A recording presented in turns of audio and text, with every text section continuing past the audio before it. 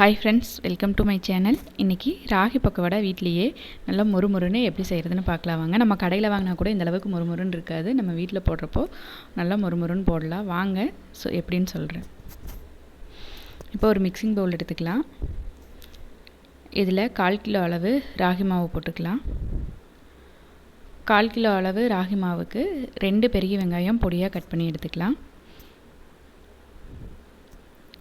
இது கூட ஒரு பச்சை மிளகா பொடியாக கட் பண்ணது போட்டுக்கிறேன். நீங்கள் 2 பச்சை மிளகா போட்டுக்கோங்க. நான் குழந்தைங்க சாப்பிட்றதுனால ஒரே ஒரு பச்சை மிளகா தான் போட்டிருக்கேன்.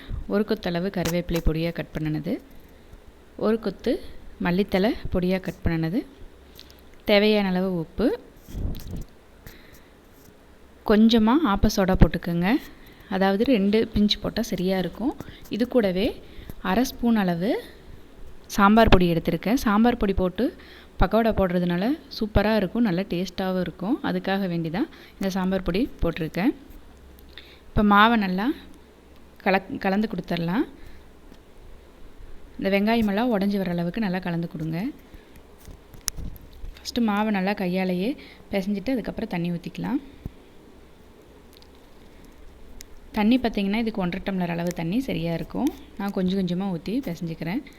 நம்ம மொத்த தண்ணியை ஊற்றிட்டோம்னா மாவு ரொம்ப கொல கொலன்னு போயிடும். அதனால் தண்ணி கொஞ்சம் கொஞ்சமாக ஊற்றி பிசைஞ்சு எடுத்துக்கலாம்.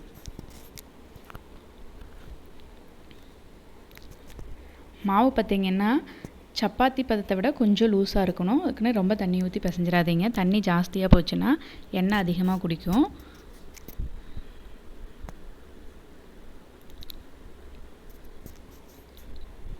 இப்போ மாவு பிசைஞ்சாச்சுங்க. மாவு வந்து இந்த பதத்துக்கு தான் இருக்கணும், ரொம்ப தண்ணியாக போயிடாமல் பார்த்துக்கணும்.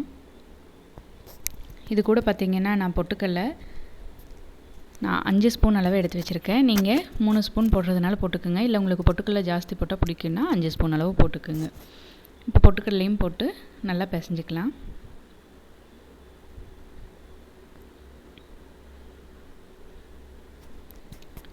நம்ம ஜாஸ்தி பொட்டுக்கடலை போடுறதுனால பார்த்திங்கன்னா நம்ம சாப்பிட்றப்போ அது கடிப்படுற வாயில் கடிப்படும். அப்போ சூப்பராக இருக்கும். அதுக்காக வேண்டி தான் நான் நிறையா போட்டிருக்கேன். இப்போ எண்ணெய் சூடாகிட்டுருக்கு. அதில் 1/2 கரண்டி அளவு எண்ணெய் எடுத்து மாவில் ஊற்றிடலாம். நல்லா சூடாக இருக்கிறப்ப எண்ணெய் எடுத்து ஊற்றிக்கிங்க. எண்ணெய் ஊற்றிட்டு மறுபடியும் மாவை நல்லா பிசைஞ்சு கொடுத்துடலாம். இப்போ எண்ணெய் நல்லா சூடாகிருச்சுங்க. இதில் மாவை சின்ன சின்னதாக கிள்ளி போட்டுக்கலாம்.